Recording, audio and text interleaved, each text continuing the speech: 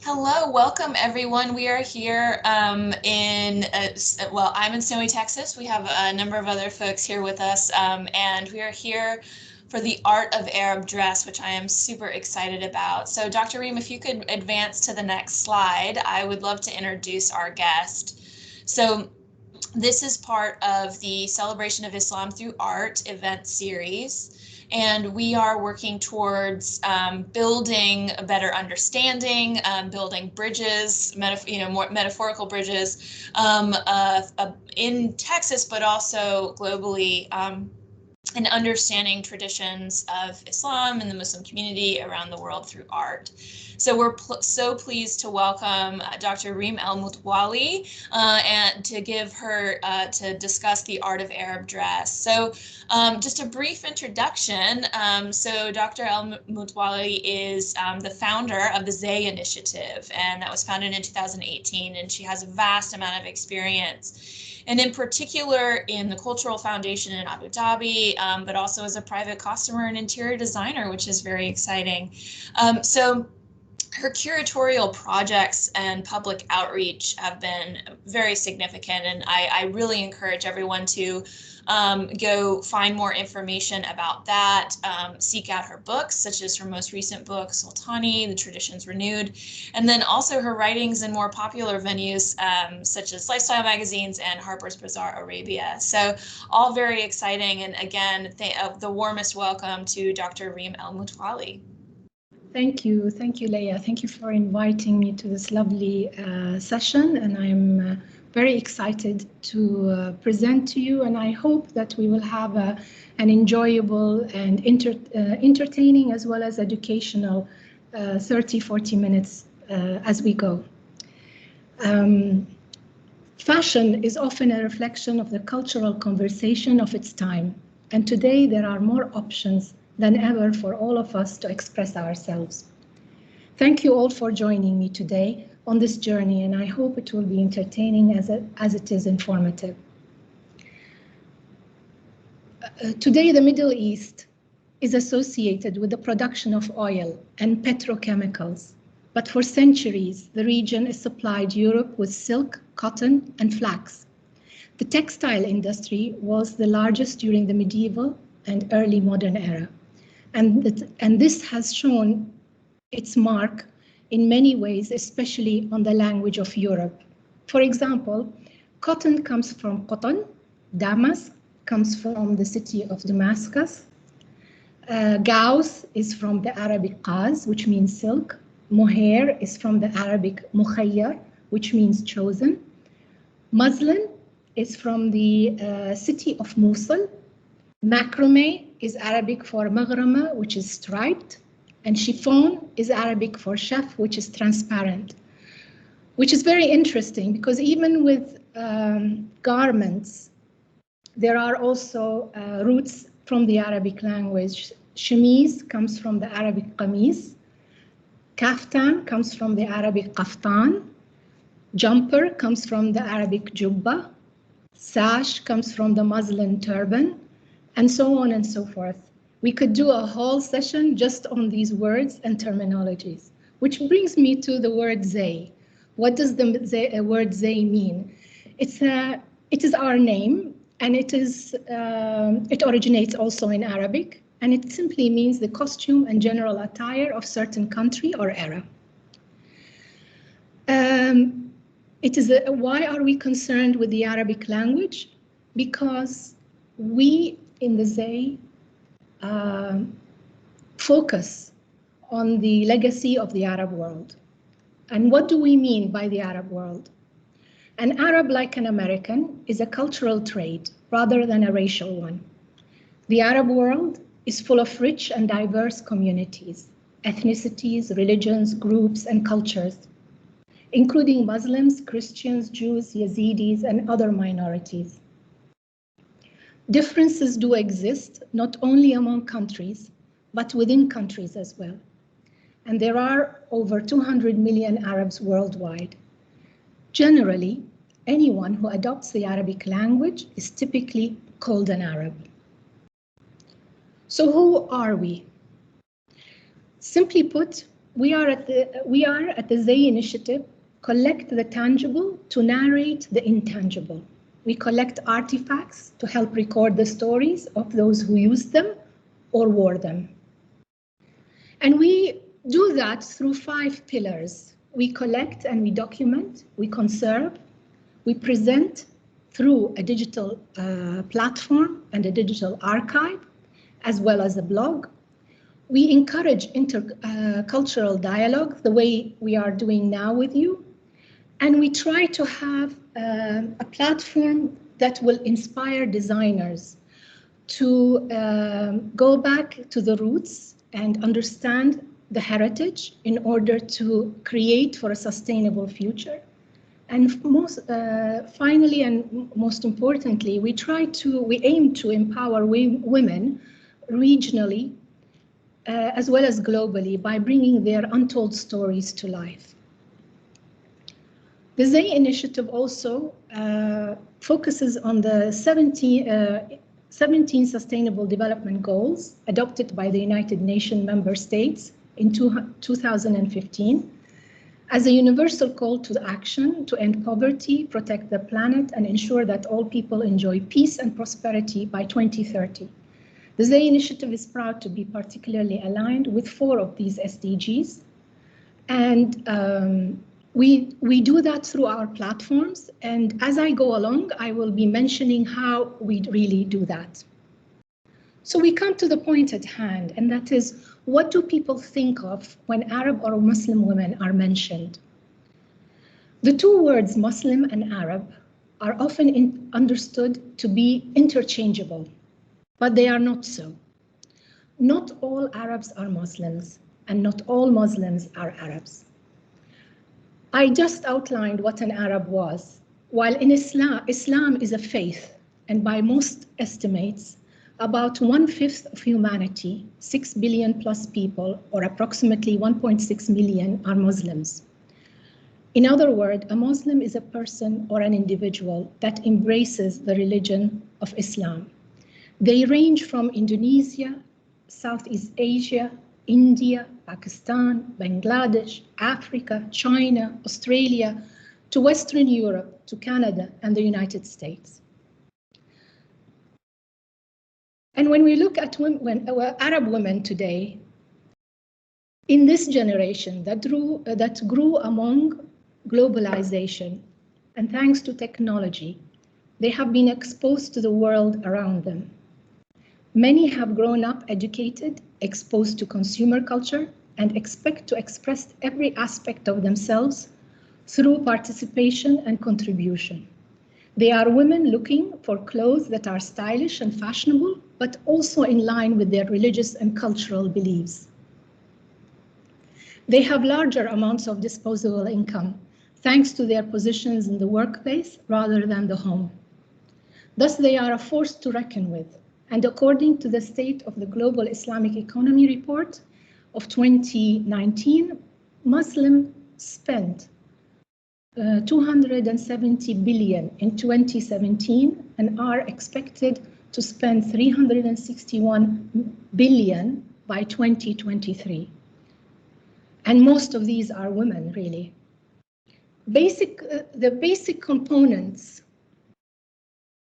of traditional Arab dress are very simple. They can be divided into 2 main categories: external, or for use in public, which include a face cover, or could include a face cover, head cover, or a body cover. And that is used in private or internally, which is basically a general form of a tunic, pants or sarwal, and undergarments. So when we look at Islamic dress or Arab dress, we are wearing where many people think of the abaya, which is a cloak, an outer cloak that is worn by many women in the region.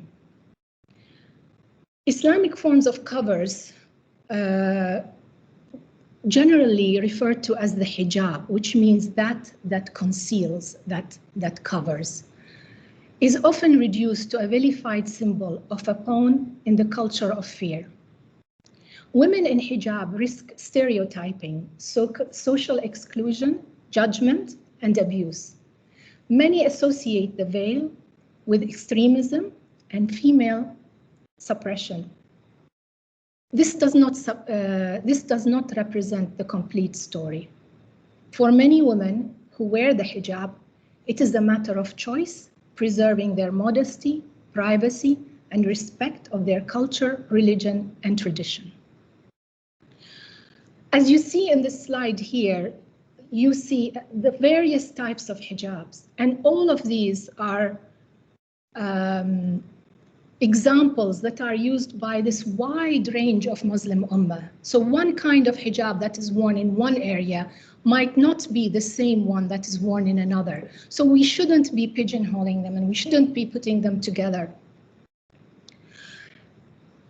And just to start my presentation on dress or traditional dress from the Arab world, I thought I would choose some examples and go through them as we speak to get you familiar with these dresses. They are the traditional dresses, but as I said to you today, many of these women choose to wear European clothing, and they augmented with the designs and styles that represent their personality as well as their culture. But I thought one of the most interesting ones to show is the face mask. The Zay Initiative presents this fabulous Burqa Riyasi Bunyum. This presidential face mask was specially created in 1999 by Sheikh Hamda bint Muhammad Al Nahyan and gifted to the founder of the Zay Initiative, Dr. Reem El Mutwalli.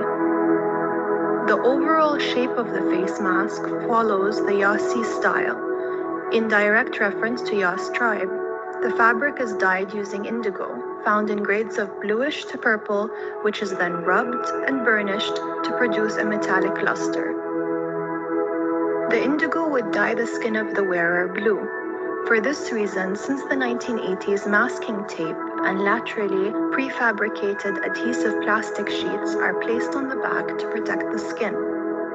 The face mask's 18-karat gold embellishments are hand-sewn.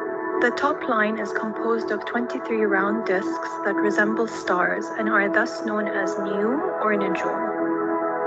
They are followed by another line of larger discs known as Huruf.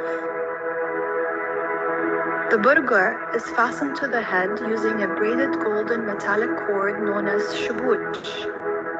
This represents a physical example of the traditional Arabic saying zina wa khazina, meaning beauty and wealth in one. The gold was employed to demonstrate style and reflect social status, but could also be melted down and sold in times of need.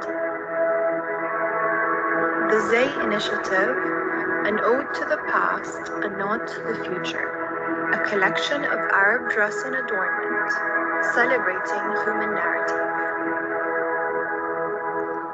I wanted to start with this because it befits the time that we are in. We are now all of a sudden wearing masks. When before, people, when they thought of a mask, they thought of the Arab or the Muslim world. And lo and behold, now we are all in this dilemma, trying to protect ourselves. So most of these women would wear these masks to protect their faces from the elements, to help against sun exposure, to help against wind, dust, and so on, because these women, those Bedouins especially, not those who lived in cities, would be needing this as a functional particle of their clothing. They used it also as a mechanism to save their, for a rainy day, because they decorated it to express their beauty, to express themselves. And at the same time, it was a form of a bank that kept their money, their gold close to them, safe, and they can move it around wherever they want. So they were much more clever than we give them credit for. And I wanted to highlight that because sometimes with time, the actual function of an article is lost. And when we come later on to learn about it, we might not know that. And today, because we are wearing the mask, I think we are at a better position to understand the meaning and the function of that mask as it was used by these women. I spoke about the overgarments that women wear, and you will see a number of these that I have picked out from all around the Arab world to show you similarities as well as differences. So there are many things that are mutual, and there are many things that are particular to a specific area of the Arab world. I chose this image because this lady who had just passed away a few years ago is one of the women who donated this article of clothing to the Zay Initiative. She is one of 5 first women in Iraq to graduate from the medical university in Baghdad. That was in the 40s. And she left and came to the United States, and she passed the bar, medical bar in California, and became the first Arab to be certified doctor through the Californian medical bar. And she lived and passed away in California. But she comes from Iraq, and she went there in the 1940s. So these women were quite liberated. And this is an article of clothing that we found in her estate, and her children donated it so that we can recite her story and keep her voice going through her dress. And by chance, we found a portrait that was created for her by a New York artist. And she's wearing the same style of clothing. It's not the same piece because you see there are differences in the style, but they are the general outline of the article. And both of them are called the Hashmi, an Iraqi dialect. And it's an excellent example of showing us how those articles of clothes were worn by these women. This is another piece that I wanted to show, and it's a beautiful kaftan from Morocco. It's a sort of a qamis or a chemise style, tunic style of clothing. It is worn over a number of other layers, just like the other one we saw just now. And what I like is showing it to you with the image of a painting. And you can see how this woman wore that kaftan, how it really looks on these women when they wore them. It's called kaftan makhzini, which means it is made for the court. And it is in the style of the khanjar, which means a dagger, because you see like the dagger formats that you see on the embroidery, and that is where that word comes from. And it was a special kind of kaftan that was worn with this special, very, very, very valuable wedding belt that many of these Moroccan women would put on for celebrations and for special events.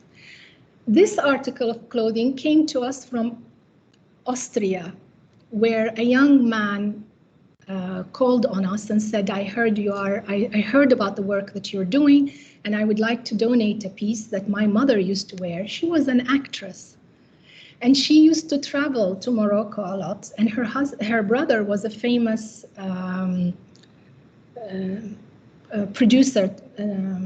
film producer, and she wore many of these outfits in the films that she performed in, and she had passed away. And he didn't know what to do with these pieces because they were valuable and beautiful, and he wanted a home for them. So they went a whole circle and came back to represent the Arab tradition. Now, as preservers of Arab dress and heritage, we acknowledge the cross-cultural influences that occur throughout history and continue still to date. The Arab world does not exist in a vacuum. It is cross-pollinated by the influences of the multiple of ethnicities and religions woven within its culture. It also constantly shares these traditions with neighboring as well as trading countries throughout time. Thus, one cannot speak of Arab dress without drawing parallels and contrasts. And this is a beautiful example to show that. This is an Ottoman piece. You can see the painting, and you see how the women would have worn it, and you see the insert, which shows you the components that go with it, such as the belt and the sash, and you see the article of clothing itself, which is called an antari. And if you compare it to the Moroccan piece that I showed just before, you see so many similarities. And you see so many influences, which shows you this interchange of culture and ideas and commerce and influences that always constantly is taking place among people throughout time. This is another piece that we have, and it is from southern Iran. And as I said, the Zay Initiative, we include neighboring countries in our research and collection, as they are a valuable source of many cross-cultural influences in dress and tradition. And this is a young lady who helped us find these pieces, and she modeled them for us. So not only do we have her modeling the pieces, and not only do we have the articles within the collection, and they are displayed for people to view, you can also see how intricate and layered the process of wearing these pieces and putting them together, and how they combine colors, textiles, textures, and adornments, as well as silver, sometimes gold, and so on and so forth. Which brings me to the issue of how do we learn about this? I think the most important achievement we are in the process of is creating this digital archive. By putting our collection into a digital archive, we are making it available for a larger group of audience that can connect to it and view it globally. You no longer need to come to where the pieces are so that you can see them. You can understand them, you can learn about them through these video clips that we are doing, through the information that we are putting on our digital archive. And what we do here, if you notice, there are some red words in the text that is photographed. And these words would pop up like a small balloon, and it will identify the term that you are looking at and reading. You will learn about the ladies that wore this. You will learn about the history of the piece. You will learn all the details that you require. And the digital archive has very high resolution imagery from which you can understand the piece and learn about it. It is not the same as touching it and seeing it yourself, but if you remember that these are textiles, and the more we can save them and keep them stored, the better. So what we do is we choose certain times where we can display them, and I will come to this and I will show you how we have done that. But I think our most important achievement, and what I really would like us to continue focusing on, and the way we can give back and connect with society, is through this portal of the digital archive. These are another two pieces, or three actually here, of gowns or overgarments. Two on the left, on the right, are from Bahrain, and one on the right, on the left, which is modeled by the Princess Basma bint Abdul Majid bin Abdullah bin Abdul Aziz Al Saud, is Saudi. You see the similarities, and you see the similarities between those, as well as the first one I showed you from Iraq. These are all very similar in nature, but you can tell them apart by the style of embroidery and the motifs that are on the dresses, the coloring, and so on and so forth. There are subtle symbols that can show you the differences between them. They are also similar because the whole Arab region is very much influenced and supported by the craftsmanship and the workers that come from the Indian subcontinent, be it the embroiderers or the tailors and the crafters who work on most of these dresses.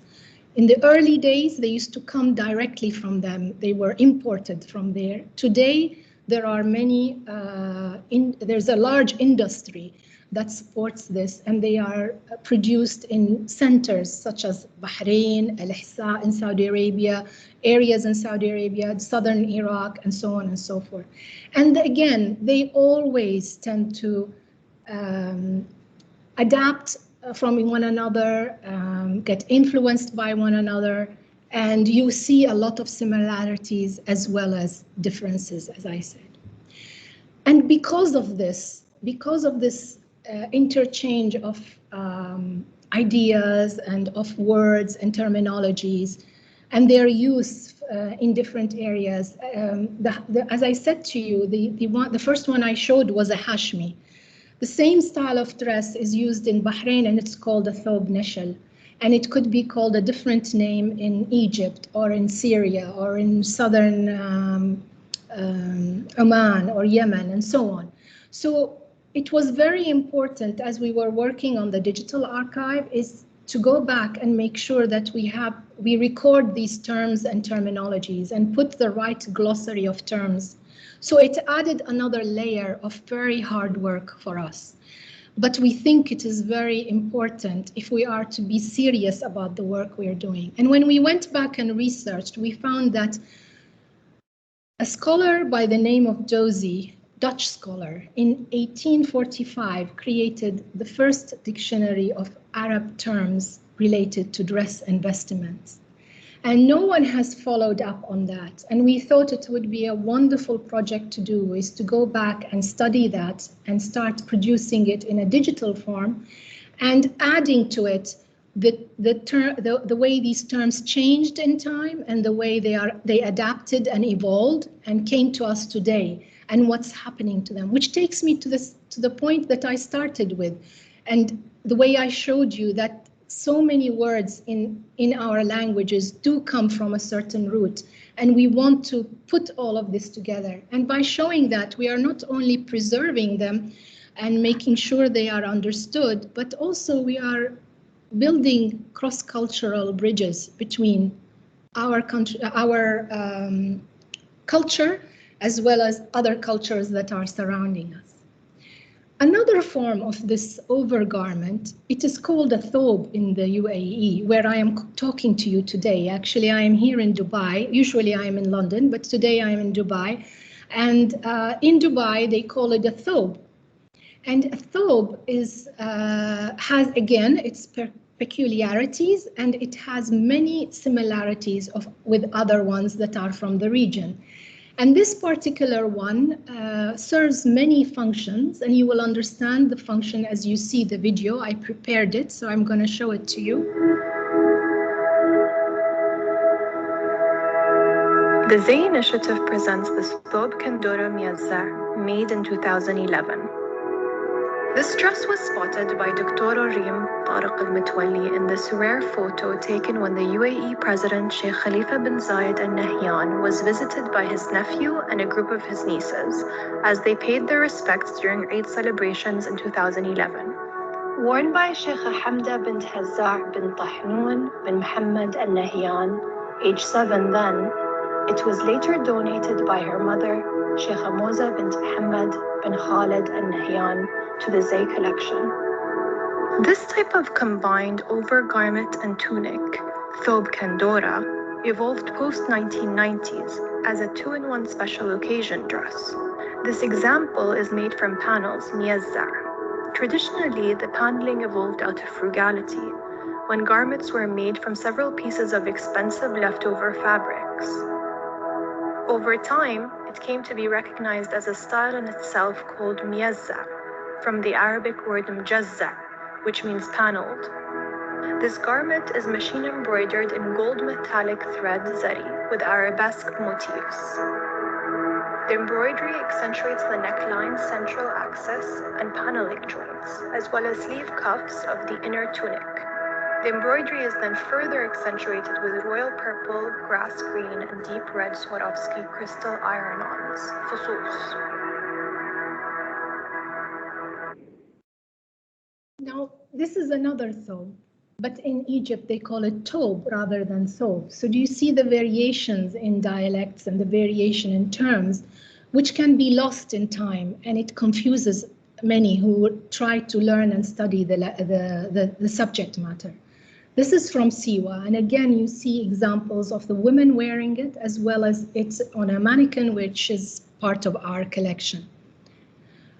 Now, if one needs to deep dive into more information, one can explore our blog to read in-depth articles on each type of clothing and get to know the stories of the people who wrote them, or meet experts who have spent their lives working on the topic, collecting precious artifacts and writing and documenting them. We are lucky to have various contributors, and we encourage different experts as well as young students who want to write something and research something about a topic to send us their papers, and we are happy to publish it and record it within the blog that we produce.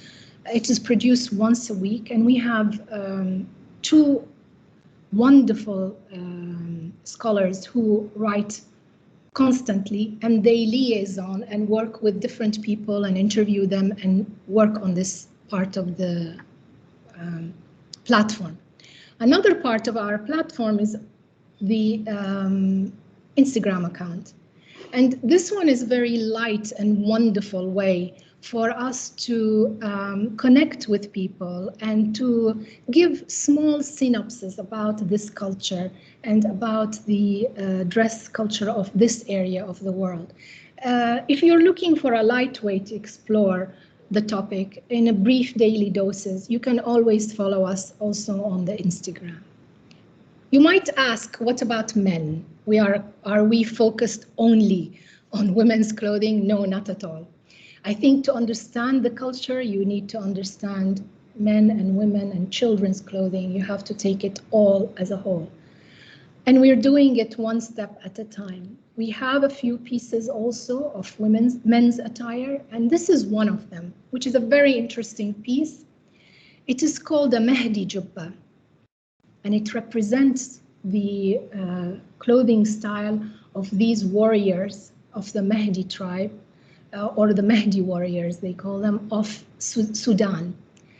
And what is interesting about this one is it was created by the Hollywood filmmakers, and Laurence Olivier wore it when he represented the Mahdi army when he performed in the movie that was called Khartoum in 1966. So it is interesting that we are learning about, or we have a memorabilia piece of a Western design that was created, inspired by the original Sudanese dress and used in a very famous movie. And again, these are all little stories and facts that are wonderful to keep and record and learn from. So, which brings me to the idea of learning.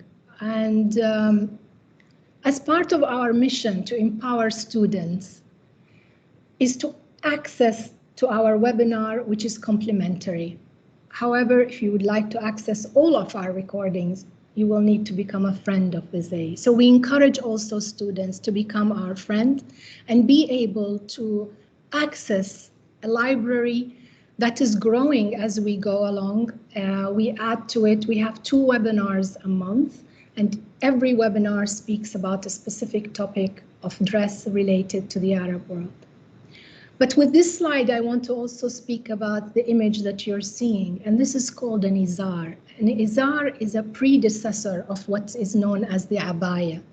Today, when you see or you think of the Arab world, and especially how women are covered in public, you tend to think of them covered in black.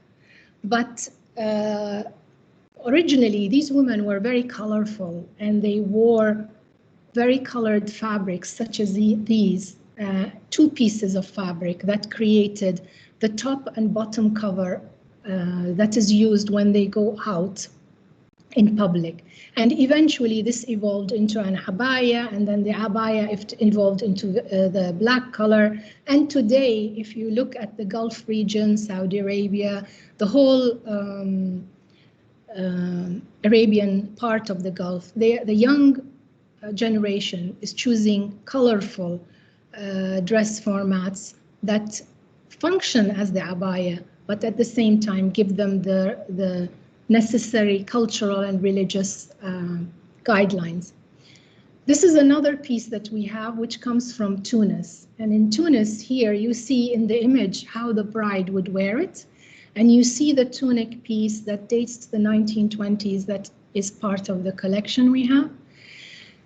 As I said, our collection is not yet complete. We are working as we go, and it takes time because we try to get the pieces from individuals who can donate them to us so that we can have the story of who wore them. We are we are as much as interested in the article itself as well as the person behind the article.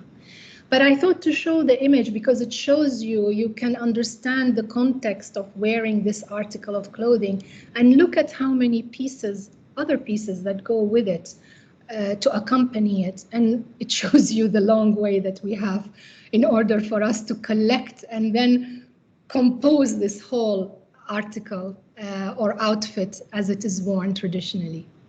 This is another piece that I thought I would show, and it is from Yemen. Now, Yemen is a special area because of the war-torn situation that is taking place in Yemen. So much of its culture is being lost, and we were lucky that we managed to rescue about 80 articles or outfits from there. By chance, I managed to get a hold of them, and we added them to the collection, and we are in the process now of researching them, documenting them. You see here some of the pieces. You see the outer cover, which they used as abaya. And again, it is colorful. It is not black as everyone assumes. You see the silver tassels, which shows her wealth. You see the silver fringe that she has on her headpiece. The red parts, I know it is very small, but the red part that is on her headpiece is red coral. So this woman was wealthy and she can afford to have all of this. It shows you how important it is. Just like any European or Western woman, she wants to appear stylish, trendy, follow the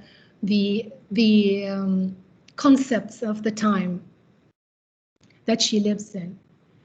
Now, other than the digital archive and that platform, as I said to you, I wanted to explain that we do show these pieces and we do work in collaboration with designers, students,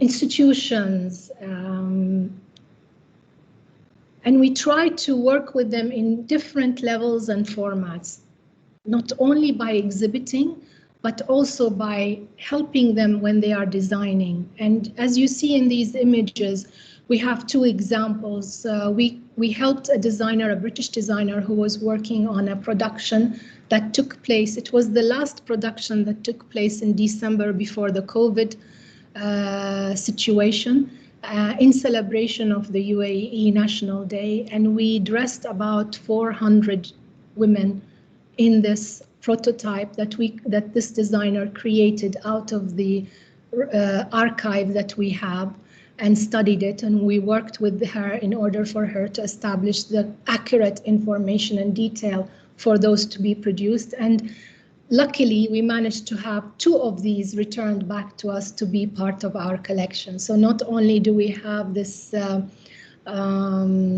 the privilege of working with designers and helping them, but also we get something in return, and that is to have a piece that is part of the collection and it is preserved for history.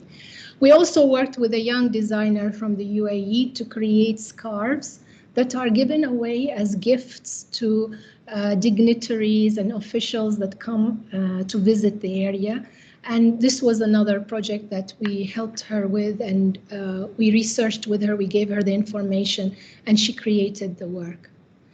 Another way that we help empower women, and this is one of the most important elements that we try to work on, and that is to make sure that we did this exhibition where we took young women from all walks of life, engineers, space engineers, marine biologists such as this, artists and designers, and we photographed them using articles of our clothes, of our collection, and we photographed them. We did these portraits, and we did an exhibition, a full exhibition, which is not yet out. We're still working on it, but it shows, we call it Draped in Heritage, because we draped these women, those empowered trailblazers. They are empowered by their heritage, and we wanted to show that through putting these dresses on them. So every article of clothing comes from another woman. Some of them have long passed away, but their name, their spirit is carried and channeled through these young women and the achievements.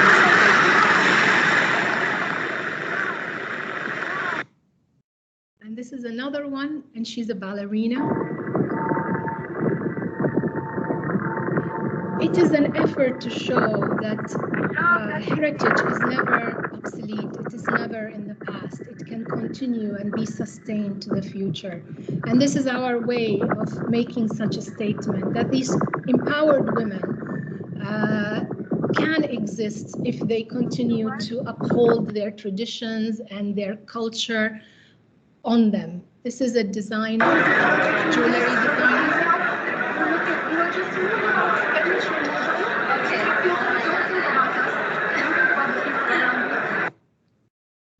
And the final point that I wanted to make, it is related to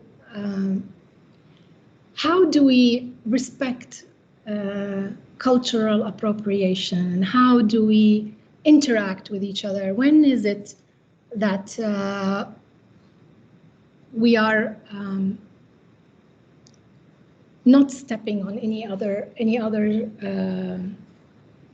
person's rights? Once we open a window to other cultures and get ourselves familiar with their basic nuances, we put aside any misconceptions as we understand their original meaning and give credit to their sources. We will help stop reinforcing stereotypes and identifying with our shared humanity. And these women are great examples of doing that.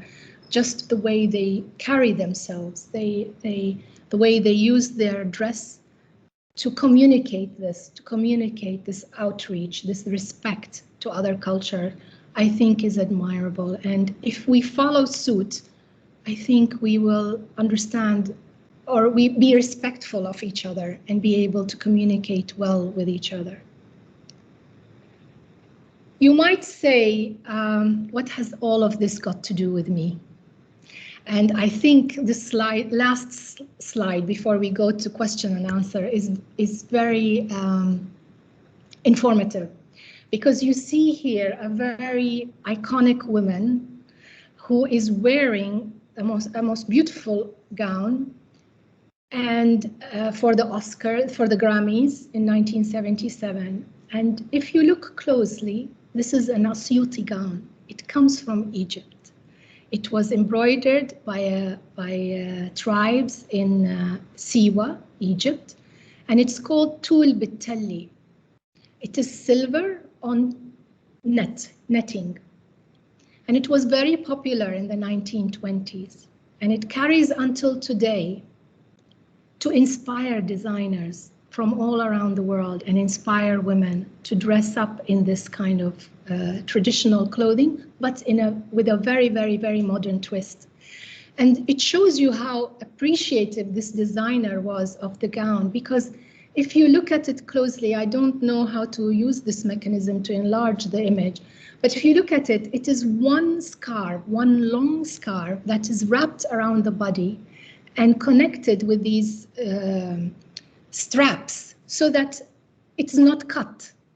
It is preserved, but draped on the body so that it is used, and at the same time it is kept as it is without having to destroy the garment. And I think this speaks volumes to how one appreciates heritage and culture and still makes use of it and carries it on to the future.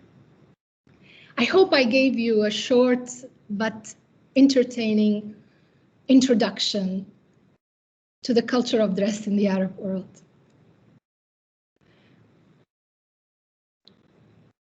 Thank you so much, Dr. Reem. The amount of information you've offered is amazing, and the imagery. I'm just want to look so closely at all of the imagery.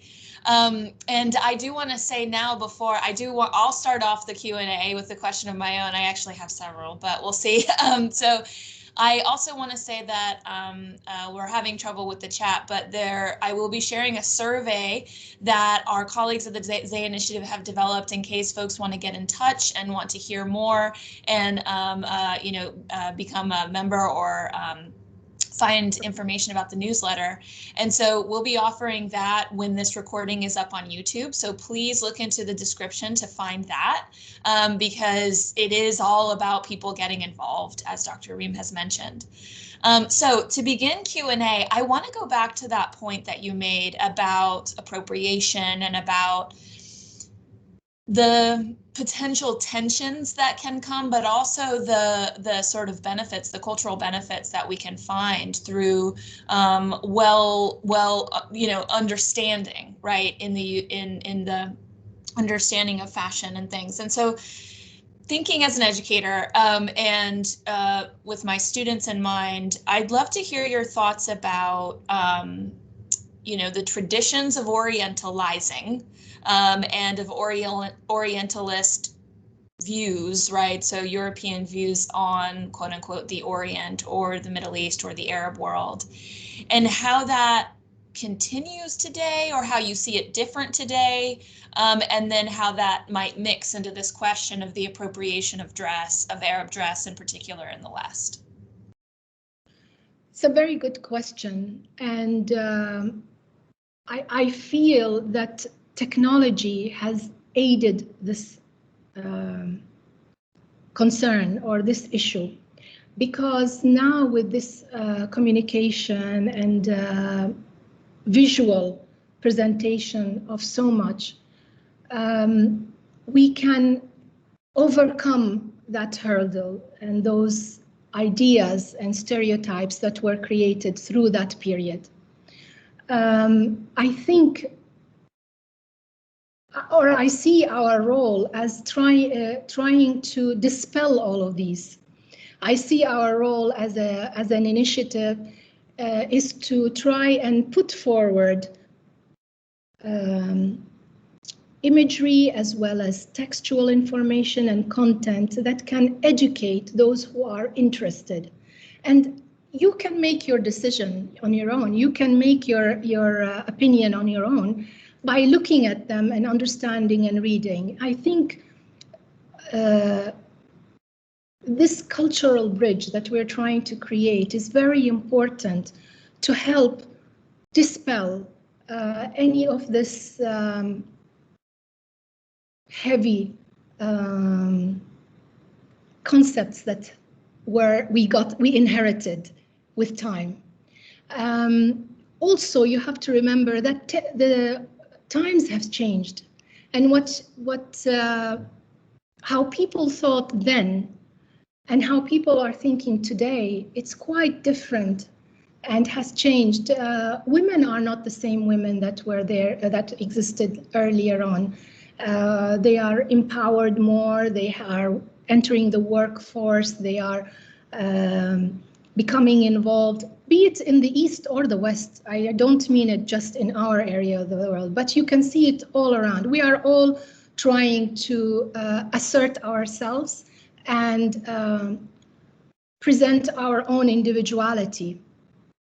The only way to counteract and to balance the Orientalist thought and ideas that took place in earlier times is through education and learning, through opening our eyes and understanding other cultures.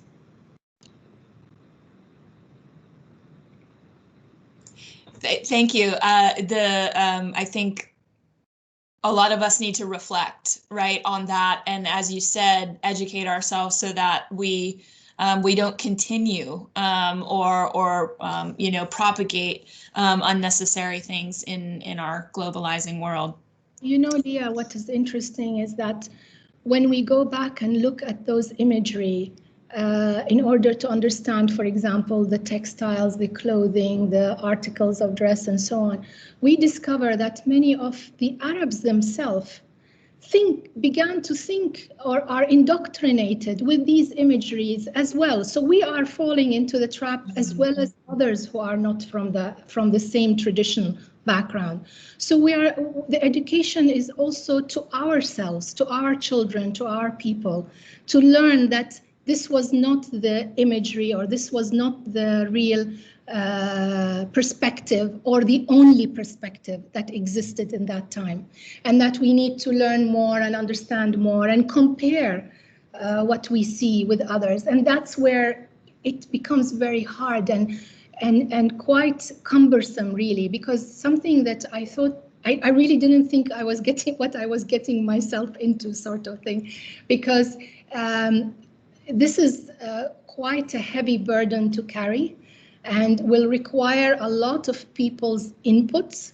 And we don't all have the same opinions and perspectives. Even in the Arab and Islamic world, a person in India, a Muslim Indian, compared to a Moroccan Indian or an Indian who lives in America, they are going to have conflicting ideas and thoughts among them. So let alone an Iraqi who lives in Baghdad, or he lives in Egypt, or lives in Europe, or lives in America. They are all, they came from the same background, but each one of them has their own experience and their own views. So I think the combination of a blog and an archive and Instagram allows you to have this conversation, allows you to have this, because on the Instagram feed, we have a lot of opinions, some of them very harsh that come, very contradicting. And sometimes I have to sort of step in and solve disputes between followers. They get very agitated, they get very passionate about what they are saying. But I understand that each one of them is trying to express their own thought and their own ideas. And the Instagram itself is creating an amazing source of documentation that can be studied, I think, in the future. So it's really, to me, I find it's very interesting times that we are living in, because it's allowing us to interact and to exchange thoughts and ideas on many levels. And we can choose which ones and make a decision as to what is the most appropriate. Absolutely, that informed decision making is so critical. I wonder if any guests have any questions like to ask. Yeah. Thank you so much, Dr. Reem. I think it was a really brilliant presentation, very informative. I guess my question is not really a question, but a comment. It's more, like my takeaway from this presentation as well. I think when you talked about how fashion or objects of cultures, they don't exist in isolation, right? And I think that was really important, how things get influenced, how cultures have come together historically as well. Yes. I mean, and to the point, even religions, if yes. Some of the very, the rituals, let's say even in Islam, if we yes. go deeper into it, we'll realize that a lot of them have roots in religions prior to Islam, right? And it is through the study of the object and ornaments and that garment and textile, and that enables us to unravel those stories. Right. And I think in that respect, Zay Initiatives is doing an amazing contribution to this realm. So that was one, and I was really. Also, another point that you made earlier in your presentation was about the mask, right? And how sometimes the function of why an object was created gets lost in the conversation. So I think those were really the key takeaways for me in this presentation. Thank you so much. Thank you very much. Yes, I'm happy that I managed to get this across, because this is one of these 2 points are very much the center or part of this misinformation that people get, or this confusion that takes place when people are learning about the culture of the area. Absolutely. Well, thank you so much. We're getting to the end of our time. I do just want to mention that the guest who just spoke up is Tazeen Kayum, who will be giving her own presentation in the Celebration of Islam series a little bit later in March. So we look forward to that. And actually, if you're seeing her webcam, it's a work associated with her artistic practice behind her. So very exciting to see. We are so pleased to have learned so much from you, Dr. Reem, and just want to say thank you again. And to the Zay Initiative, I'll mention one more time that we will be posting a survey for anyone out there who would like to learn more and find more information about the Zay Initiative. And you can always reach out to me or to the Zay Initiative itself to learn more.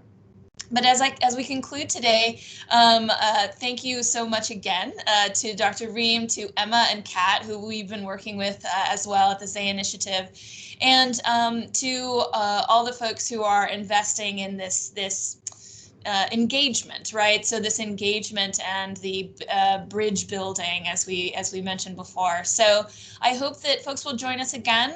We have many other talks and events coming up next week. In fact, we will have Dr. Alia Karame to discuss calligraphy and Quranic manuscripts. And then Tazeen will be back soon, about a month from now as well.